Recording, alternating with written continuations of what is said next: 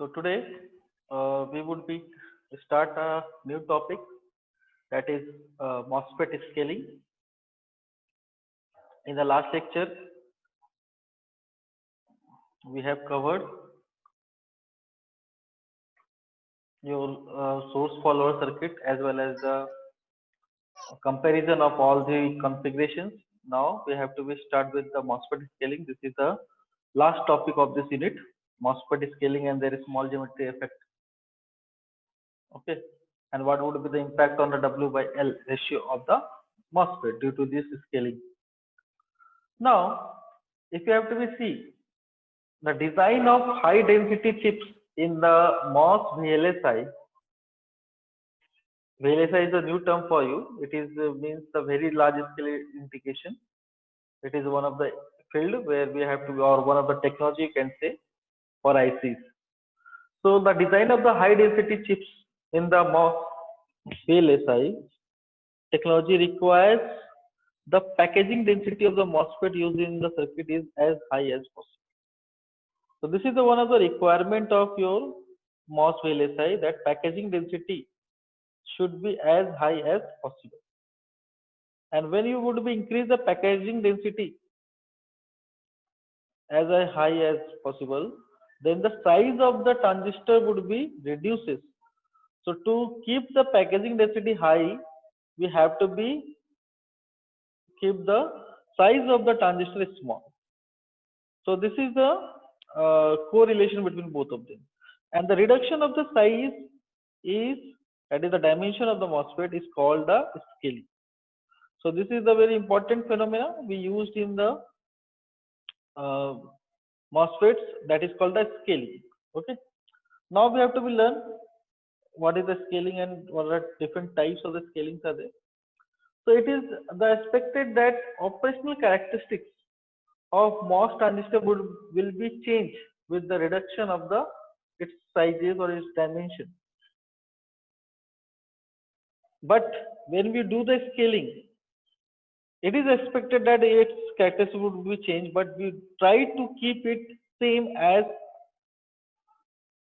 possible as the behavior of the small MOSFET should be like that the long channel MOSFETs. So we have to design in such a way. And there is a two basic types of the size reduction strategies. First is full scaling. Second is voltage scaling. Okay. So full scaling is also known as a constant field scaling.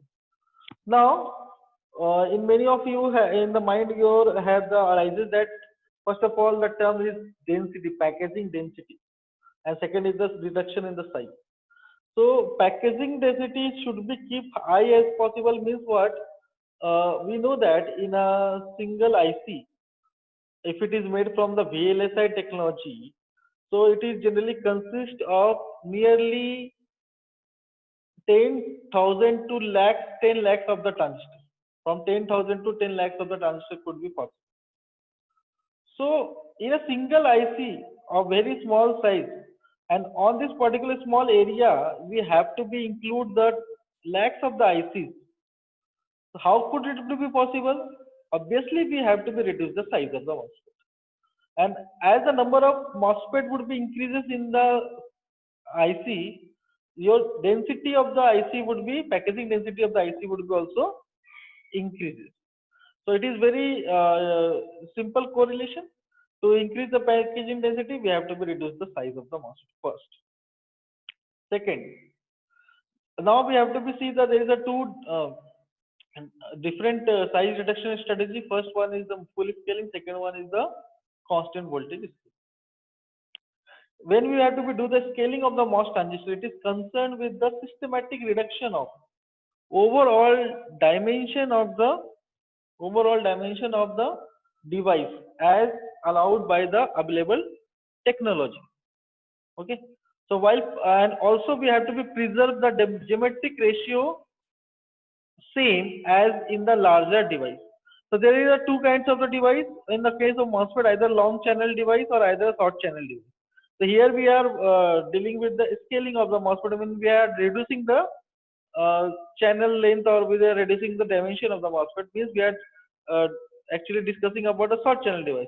So it should be keep preserving. We have to also preserve the geometric ratios like the W by L ratio as similar that is available with the long channel device. So the proportional scaling of all devices in a circuit would be result in a reduction of total silicon area occupied by the circuit and therefore increasing the overall functional density of the chip. Obviously, when the size of the MOSFET would be reduced, so whatever the circuit made up from this reduced size MOSFET, their size would be also reduces, and that would be increase the functional density of the chip. Okay, so these are the some attractive features of the MOSFET scaling. Now we have to be see the scaling factor. So to describing the scaling here, we are going to introduce one constant scaling factor, that is capital S, and always the value of the S should be greater than the 1. Then we can say it is a scaled device or reduction in the size. So this is a primary condition, that your value of S should be greater than 1. Note it down where we have to be looking, it is an important point. So all the horizontal and vertical dimension of the large size transistor are then divided by this scaling factor S to obtain the scaled or reduced size or small size transistor. Okay. Now this is the one of the table I have shown you, that this is just comparable study from where the scaling of the MOSFET would be started, and there is a certain years that we have to be comparing. 1985, the size of the MOSFET was 2.5 micrometer, and in 1987 it would be reduced to 1.7 micrometer. Then it would be continuously reducing and reducing, and up to the 1999 it would be come to the 0.25 micrometer. Means if you have to be see here, if the size of the MOSFET were, it would be start from the 2.5 micrometer, and at 1999 it would be come to the 0.25 micrometer. In nowadays it is coming at 2.25 micrometer, means is it 250 nanometer. Now if you have to be see nowadays, you can see the availability of the MOSFET up to the 10 nanometer also, or even 1 nanometer MOSFET is also possible to design. Okay, so this is much is the advancement of the technology in the area of the VLSI. That's why we are able to reduce the feature size of the MOSFET up to the 10 nanometers. Now we have to be see the first type of the scaling, that is called the full scaling, or other name of it is as constant field scaling. So what is the full scaling? The scaling options attempts to preserve the magnitude of the internal electric field in the MOSFET, while the dimensions are scaled down by the factor F. So here we have to be try to keep the electric field constant. Internal electric field across the MOSFET terminals would be constant, but we would be reduce its dimension by the scaling factor F. And to achieve this goal, what we actually do, we would be all the potentials or the voltage terminal voltages would be also scaled down proportional to the same scaling factor F. So this is the table, that is a reference table you can refer for the full scaling MOSFET dimensions. Here you can see easily through this particular table is that before scaling, what is the status of the different parameters of the MOSFET, either it is a channel length and whatever, and after scaling, what is this? So you can see the first was the channel length L, that is after scaling it is reduced in the size by the factor of capital S, and S is greater than 1, we have already mentioned.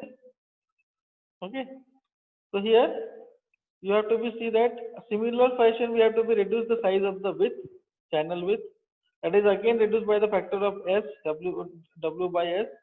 Then the gate oxide thickness TOX is also reduced by the factor of S. Junction depth is also reduced by the factor of the S. Power supply voltage is also reduced by the factor of S. Threshold voltage is reduced by the factor of S. Means all the voltages, even the dimensions are reduced by the factor of S in the case of constant electric field scaling or full scaling method. Only you have to see the doping density has been increased by the factor of S. Doping density of the acceptor ion and donor ions. Okay. So this is very important table. Everyone please note it down. Okay. So as a reference table. Now, if you have to be see, by using this particular reference table, we have to be proceed for the further discussion in the case of full scaling. So if you have to be see in the full scaling,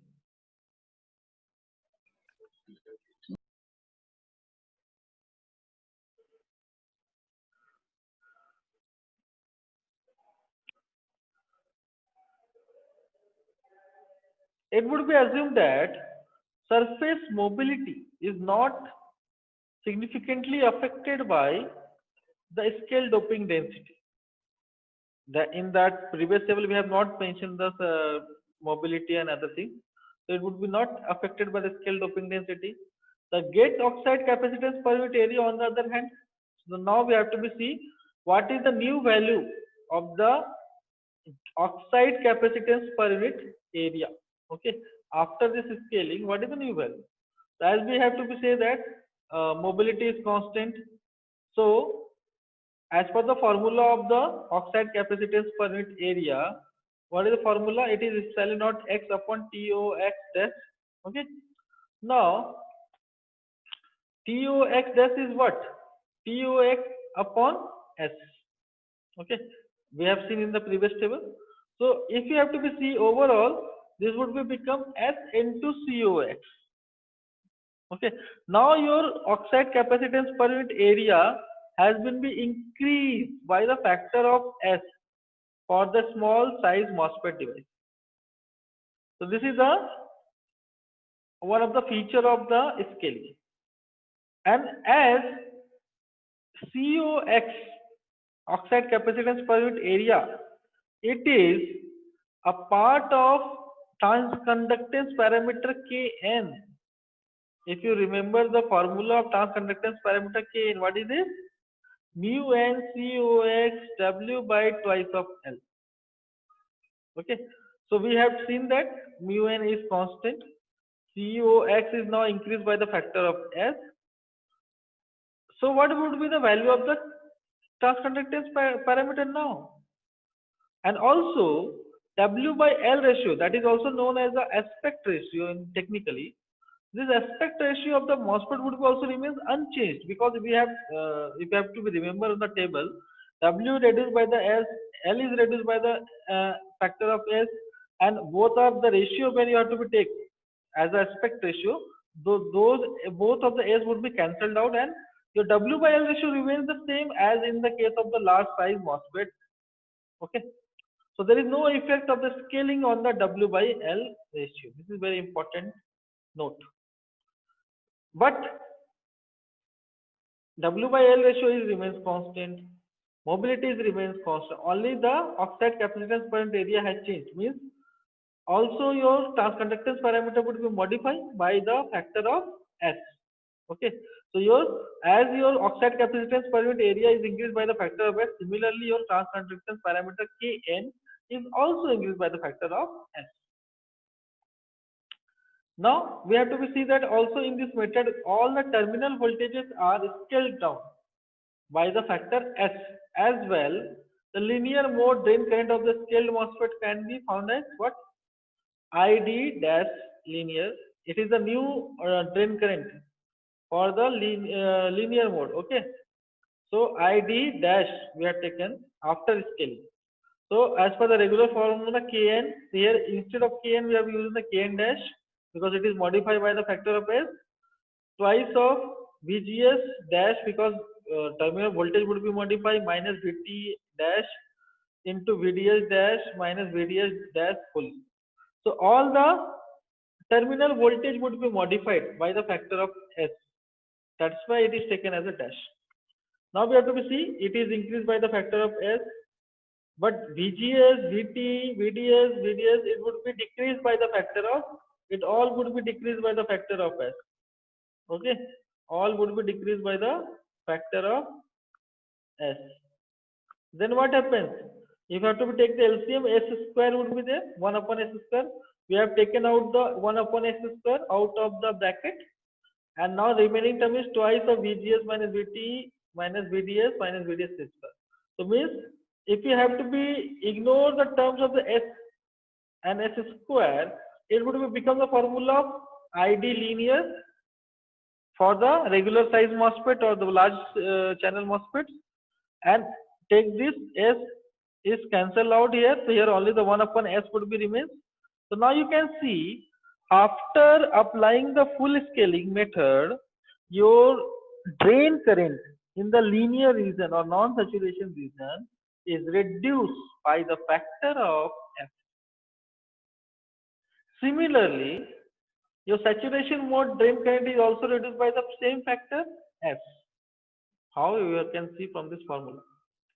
So this is the formula of the drain current at the saturation region after applying scaling. Okay. So ID saturation dash, that is equal to Kn dash upon 2 VGS dash minus VT dash upon a whole square. So it would be increased by the factor of S. It is reduced by again the factor of S square. So again your drain current in the saturation region also, it would be reduced by the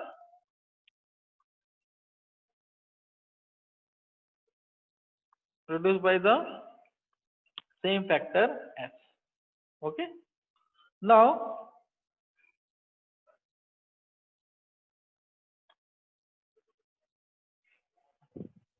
consider the power dissipation of the MOSFET.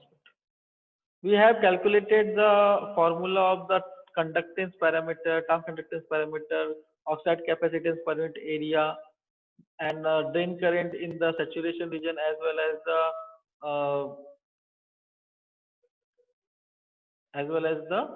in the linear region. Now we have to calculate the power dissipation. So what is the formula of power dissipation generally for MOSFET or any device? That is, for the MOSFET it is VDS into IDS. Okay. So the formula for the power dissipation is VDS into IDS. So here the drain current flows between the source and drain terminals, and instantaneous power is before scale. This is the formula for before scale. Now we have to see the effect after scale. Is your power dissipation would be increases or it is decreases? Can anyone have any idea? Whatever the discussion we have done till for full scaling method, can anyone tell me your power dissipation would be increases or decreases?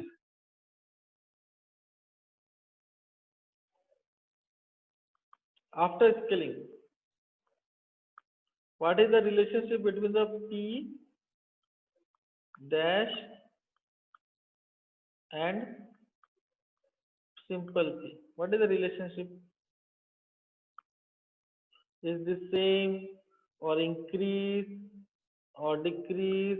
What is going on? Anyone has any idea? See, as we know that ID would be either it is in the saturation region or the non-saturation region, it is decreased by the factor of S. VDS is decreased by the factor of S. So overall power would be also decreased by the factor of S square, that you can see from this particular formula. So P dash is equal to what? ID dash into VDS dash, that is decreased by the factor of S square. So overall power is reduced by the factor of S square. This is the most attractive feature of the full scaling. This is very important concern, power dissipation. And we have seen that from this particular discussion, when you apply the full scaling method, your overall power dissipation is reduced by the factor of S square. This is the most attractive feature of full scaling. Now come to the second method, that is called the constant voltage scaling. Okay. So what is the constant voltage scaling? So before this, we have to take some comparable statements. While we using the full scaling strategy, it dictates that the power supply voltage and all the terminal voltage would be scaled down proportionally with the device dimensions. And the scaling of the voltage may not be very practical in many cases. Why?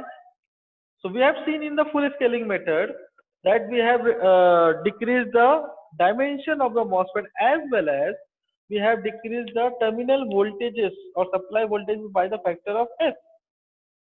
But in some application it is not applicable. So one of the example is taken. The application where we have to be required to use of the peripheral devices or interface circuitry, it that requires a certain voltage level for all input and output voltages. Means it would be required a different input voltage and maybe the output voltage levels are different, which in turn would be necessity of the multiple power supply, because each and every terminal of the interfacing of peripheral device requires a different amount of voltage. So one same reference voltage can't be used here. We have to require a different power supply. So it would be very complicated, that reduction of the voltage levels. Okay, so it is a very good as the terms of the power dissipation factor, but for certain application it is not applicable. Full scaling method is not useful, where we have to require a different value of the voltages like the peripheral and interface circuit. That's why for these reasons constant voltage scaling is used over the full scaling method. So these are the some attractive feature of the full scaling. We have already seen this, all this has been reduced by this amount of factors. Oxide capacitance per unit area increased by air, ID decreases, power dissipation decreases. Okay, power density would be also shown here. Now, in constant voltage scaling, all the dimensions of the MOSFET are reduced by the factor of S like the full scaling method. Only the term is voltage would be remains constant. The power supply voltage and terminal voltage on the other hand remains unchanged. This is the difference, main difference between the previous method and this method. So all the terminal voltage will be remains unchanged, and the doping density must be increased by the factor of the S square in order to preserve the charge field relationship. Here the electric field would be changing. So to preserve the charge field relationship, we have to be increase the doping density by the factor of S square, and that relationship has been shown here. What factor would dimensions W, L, TOX, XJ all are reduced by the S. Voltages VDD, VTD that would be remains unchanged. Only the doping density would be increased by the factor of S. Okay, in the previous case it is increased by the S only. Now in this case it would be increased by the factor of S. Now under the constant voltage scaling, the change in the device characteristics are significantly different compared to those in the full scaling method. So here the gate oxide capacitance per unit area is increased by the factor of S. That means your Kn or transconductance parameter is also increased by the factor of S. Some terminal voltages remains unchanged. The linear mode or unsaturation drain current of the scaled MOSFET can be written as now. Now see what would be changes come to the linear mode drain current as compared to the full scaling method. So it would be like this. Here Kn is increased by the factor of S, but VGS, VT, VDS would be remain unchanged. And because of this, your total current would be increased by the factor of S here. Your drain current in the linear region is increased by the factor of S. In the case of full scaling, it is decreased by the factor of S. Also, the saturation drain current would be also increased by the factor of S. So these are the changes. In this case, your drain current would be increased by the factor of S. Either it is in the saturation region or either it is in the non-saturation region. And because of that also your drain current density, current per unit area would be increased by the factor of SQ. And the current would be increased, density would be increased in such a this multiplications SQ, it will be create a lots of problem. as terms of the power dissipation. Now we have to be see what is the value of the ID in saturation region. This is again increased by the factor of S. Okay. So the drain current is increased by the factor of S, while the drain to source voltage remains unchanged. So the power dissipation of MOSFET is also increased by the factor of S. Now you can see your power dissipation value would be increases. In the previous case, it was the decreases by the factor of S square. Now it would be increases by the factor of S. So this is the change. This is the difference between the full scaling and constant voltage scaling. Okay. So note down all these formulas.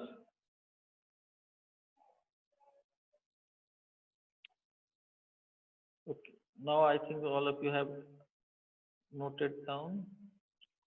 Now we have to be see after applying this particular constant voltage scaling, what would be the result on the important parameters after and before scaling? Here it would be increases by the factor of S, oxide capacitance is increased, drain current is increased, power dissipation is increased. So power density means power point area is also increased by the factor of SQ. Okay. So here you have to be see that power dissipation is increased. This is you can consider as one of the drawback of the constant voltage scale. So where we have to be concerned with the power dissipation, we prefer the full scaling method. But in some specific application where we have to require a higher value of the voltage level, at that time we have to prefer the constant voltage scaling like the interface circuits or the peripheral device connections with the computers and the other device applications. Okay.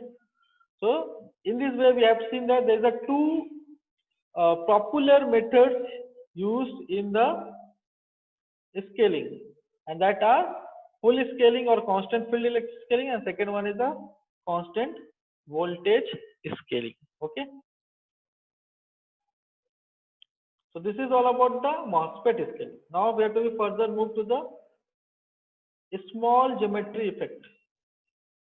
As we have learned in the scaling that we have reduced the size of the MOSFET. Okay, as the technology has been advances, the size of the MOSFET would be reduces, and because of that your packaging density of the chip is increased. But what are the practical problems would be faced by the design engineer when they would be supposed to reduce the size of the MOSFET? That is mentioned in this particular section, small geometric effect. A MOSFET can be defined as a short channel device if effective channel length L effective, that is the reduced length actually, L effective is approximately equal to the source and drain junction depth. It is also reducing in the short channel device. So the short channel effects that arises in this case are attributed to two physical phenomena. First is the limitations imposed on the electron drift characteristics in the channel, and second, the modification of the threshold voltage due to the shortening of the channel. So we have seen that when we have to be scaled down the MOSFET, we are reducing the size of length of the MOSFET or channel length. We are reducing the width of the MOSFET. We are reducing the overall dimension of the MOSFET. Then what happens? Your channel length would be decreased. That is the L effective. Your drain junction depth is decreased. That is the XJ by the factor of S. And because of that, what happens? First of all, because of that, what happens? Your electron drift characteristics, drift velocity of the electron would be affected or limit. It would be some problem. We have to see later on, and also the threshold voltage would be decreased. And because of that, your current value would be also affected. So here you can see, if you have remembered the first diagram we have referred during the second lecture of the MOSFET, 3D dimension of the MOSFET circuitry. So the lateral electric field EY along the channel would be increases as the effective length is decreased. As the channel length is decreased, obviously the electric field along this channel would be increases. Okay. So and at the same time electron drift velocity Vd is in the channel is proportional to the electric field for the lower field values, and this drift velocity tends to saturate at the high electric field high channel electric field. It would be saturated. Initially we have learned for the large channel devices, okay, your current or field would be saturated at the when we would be increase the drain voltage too much. But here, before achieving to that particular voltage, because of the decrease in the length of the channel, your electric field would be increases, and your drift velocity of the electron would be depending upon the electric field, and on the value of the electric field, it would be start to saturate much before the value of the drain to source voltage in the large channel device. So one of the example is mentioned when the E is electric field is equal to 10 to the power 5 volt per centimeter or maybe higher than this. Electron drift velocity in the channel reaches to the saturation value, that is 10 to the power 7 centimeter per. And this velocity saturation has very significant implications upon the IB characteristics of the short channel MOSFET. Consider a saturation mode drain current. Under the assumption that carrier velocity, carrier is your electron velocity in the channel has already reached to its maximum limit, means it is saturated because of decrease in the channel length, L effective, or shortening of the channel. So in that case, your ID would be now does not follow the square law of the current, but that we have learned in the previous in the large channel device. ID is proportional to the VGS minus VT and whole square. So it would be now proportional to the carrier velocity. So your drain current would be modified. Okay. So here the drain current would be modified. If you have to be see how it is modified, it would be now become WVD, means drift velocity of the electron, and your final formula will be WVD sat QI, charge flowed across the channel. And in this way, channel end voltage would be equal to VD sat, and your saturation current would be found as it is now directly proportional to the drift velocity of the electrons or the charge carriers, as well as it is proportional to the VDS sat. It does not follow any square law. Okay, so this would be now the modified value of the drain current under the velocity saturation condition or under the short channel effect.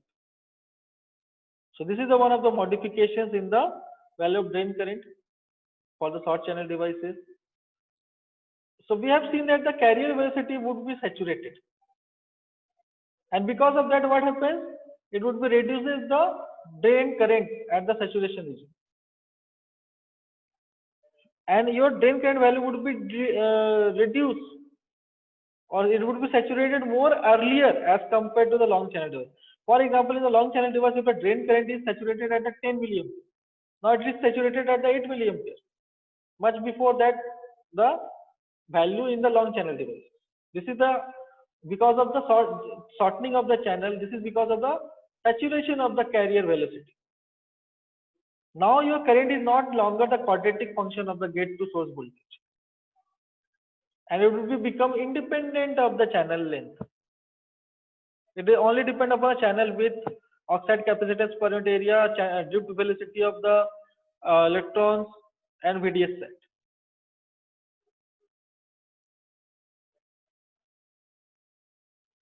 Okay. In the short channel MOSFET or MOS transistor, carrier velocity in the channel is also a function of electric field component EX, and this vertical electric field, this is across the channel. EY is along the channel, EX is across the channel, influences the scattering of the carriers in the surface region. Now when you apply the positive gate voltage, your carrier would be attracted towards the interface of the SiO2 and channel, and here the some force is also applied from the other direction. So both are orthogonal to each other. In this condition, the surface mobility would be reduced because it would be facing some jerks. It would be start to bouncing near the interface of SiO2, and because of that its mobility would be reduces, and as the mobility would be reduces, your current value would be reduced. So this is the mathematical relationship. What would be the new mobility after the applying the short channel for the short channel device as compared to the large channel? It would be reduced as per the previous value mu and naught by the factor of 1 plus this epsilon naught x, TOX, epsilon SI, VGS, VCY. So along with your channel carrier velocity saturation, your mobility of the carrier would be also decreases.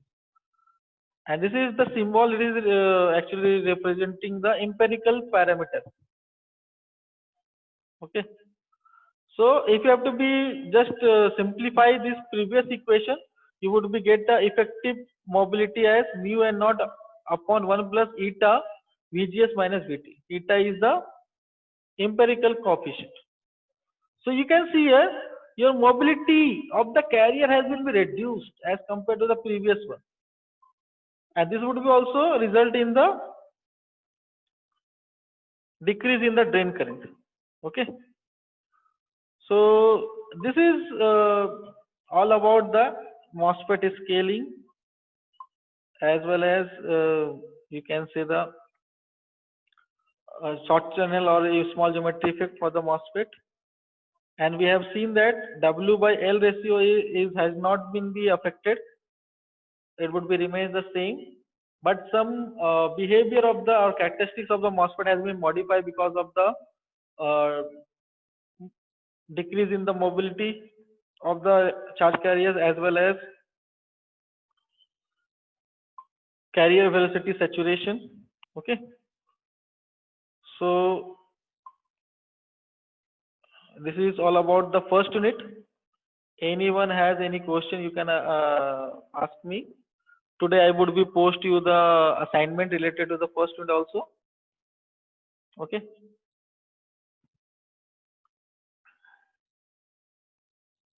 These are some reference books that I have referred.